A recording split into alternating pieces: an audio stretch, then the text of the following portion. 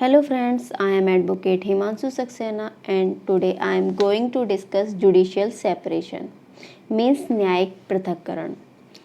Friends, क्या आपकी married life disturb चल रही है और इतनी डिस्टर्ब चल रही है कि आपको डाइवोर्स के अलावा कोई भी ऑप्शन नहीं दिखाई दे रहा है, बट कहीं ना कहीं एक होप है कि शायद हमारा रिलेशन बेटर हो जाए, कैसे ही हमारी मैरिड लाइफ ठीक हो जाए। लेकिन आपको इसके लिए चाहिए टाइम, जिसमें आप सोच सकें, दोनों ही हस्बैंड एंड वाइफ, कि आपको अपना मैरिटल लाइफ आगे बढ़ानी चाहिए या नहीं चाहिए, या फिर डाइवोर्स का ऑप्शन चूज करना चाहिए।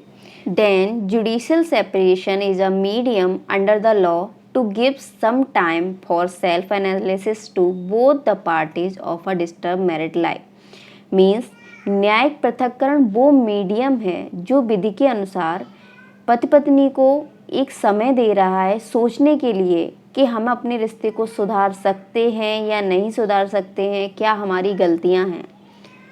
And law give a chance to both husband and wife to rethink about the extension of their relationship while at the same time guiding them to live separately। And विधि जो है, कानून है, उनको एक chance देता है, बोथ दोनों को, हस्बैंड एंड वाइफ को, कि वो दोबारा से सोचें अपने रिलेशनशिप को बढ़ाने के बारे में, और साथ साथ एक दूसरे से अलग रहने में उनकी मदद भी करता है। And by doing this the law allows them the free space and independence to think about their future path। And ऐसा करने से विधि उनको अलाउ करती है कि वो एक स्वतंत्रता हो, उन्हें मिले, एक फ्री स्पेस मिले जिसमें सोच सकें वो अपने भविष्य के बारे में। And it is last option available to both the spouses for the legal breakup of the marriage. And legal breakup करने से पहले उनके पास एक लास्ट ऑप्शन है इस बारे में सोचने का कि हम अपनी शादी कंटिन्यू करनी है या नहीं करनी है। न्यायिक पृथक्करण एक कानूनी डिक्री है जो अदालत द्वारा पति और पत्नी को अलग रहने का आदेश देने या उनकी शादी को भंग किए बिना उनके वैवाहिक संबंधों को समाप्त करने का आदेश देने के लिए पारित की जाती है, जिसमें पक्ष या पति पत्नी सहवास के बिना पति पत्नी रहते हैं। न्यायिक पृथक्करण के आदेश के बाद पति और पत्नी एक साथ रहने या सहवास करने के लिए बाध्य नहीं होते हैं और उनके सारे वैवाहिक दायित्व निलंबित कर दिए जाते हैं। Now what will be the effect of judicial separation decree का? Then in it can't make remarriage if do will be liable for bigamy. Means इसमें आप दोबारा शादी नहीं कर सकते, और अगर आपने की तो आप बायोगेमी के लिए लाइबल होंगे। इफ़ हस्बैंड और wife died will get property rights. Means अगर हस्बैंड और वाइफ में से किसी की भी डेथ हो जाती है तो प्रॉपर्टी राइट्स मिलेंगे। Third one is for it is necessary that marriage will not be void. इसके लिए ज़रूरी यह है कि आपकी जो शादी है वो शून्य नहीं होनी चाहिए। Fourth, in voidable marriage condition will be different. अगर आपकी वॉइडेबल मैरिज है तो कंडीशंस अलग होंगी। Now what are the grounds for judicial separation. Means किन ग्राउंड्स पे आप जुडिशियल सेपरेशन या न्यायिक पृथक्करण डिग्री के लिए जा सकते हैं।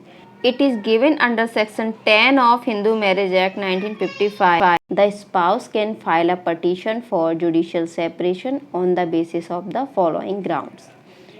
सो हिंदू मैरिज एक्ट में इसके लिए जो ग्राउंड्स दिए गए हैं वो हैं adultery, cruelty, desertion, conversion, unsound mind, leprosy, mineral diseases, etcetera etcetera.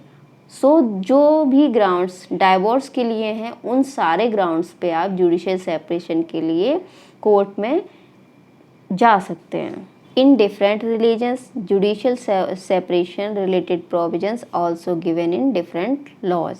जैसे कि बुद्धा, सिख, जैन और हिंदूज के लिए हिंदू मैरिज एक्ट 1955 में जुडिशियल सेपरेशन का लॉ दिया गया है जो कि सेक्शन 10 में है। And for Christians divorce act 1869 में जुडिशियल सेपरेशन प्रोविजन दिया गया है।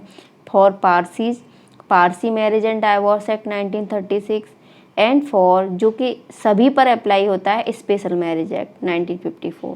इन सभी लॉज में जुडिशियल सेपरेशन का प्रोविजन दिया गया है। In our Hindu law section 10 of the Hindu marriage act 1955 provides the judicial separation for both the spouse those who are married under the Hindu Marriage Act 1955. They can claim the relief of judicial separation by filing a petition. Once the order is passed, they are bound to follow the decree. And who can file the petition for judicial separation? So, any spouse who is hurt by another spouse can file a petition for judicial separation in a district court under section 10 of Hindu Marriage Act 1955, and following should be satisfied. Number 1, the marriage between the husband and wife should be celebrated properly under Hindu Marriage Act. Second one, the respondent should be settled in a jurisdiction of the court where the petitioner filed the petition. Third one, the husband and wife lived together for a particular period of time before the filing of petition. तो ये husband wife की जो marriage हुई है वो properly according to Hindu law होनी चाहिए, and जो रिस्पोंडेंट है वो कोर्ट के जुरिडिक्शन में रहना चाहिए, and husband and wife for a particular period एक साथ रहे हों before filing the petition. So these are the 3 conditions of judicial separation. And जो पिटीशन फाइल होगा वो CPC के ऑर्डर 7 रूल 1 के अकॉर्डिंग होगा।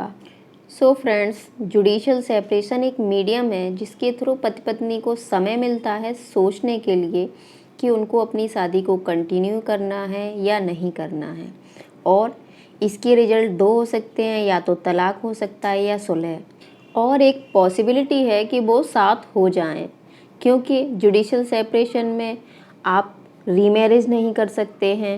अगर किसी की डेथ हो जाती है तो प्रॉपर्टी राइट्स मिलता है, एंड ये इन दोनों को समय देता है सोचने के लिए कि हमारे लिए क्या सही है। So friends, this is a law relating to judicial separation that is given in not only Hindu law but in other law also related to other religion. So friends, if you like my video, please like, share and subscribe. Thank you.